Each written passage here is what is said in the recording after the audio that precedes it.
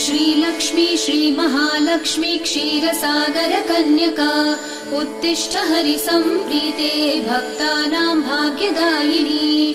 श्रीलक्ष्मी श्रीमहालक्ष्मी क्षीरसागर कन्यका उत्तिष्ठ हरिसम्प्रीते भक्तानां भाग्यदायिनी। उत्तिष्ठोत्तिष्ठ श्रीलक्ष्मी विष्णुवक्षस्थलालये उत्तिष्ठ करुणापूर्णे लोकानां शुभदायिनी। उत्तिष्ठोत्तिष्ठ श्रीलक्ष्मी विष्णुवक्षस्थलालये उत्तिष्ठ करुणापूर्णे लोकानां शुभदायिनी।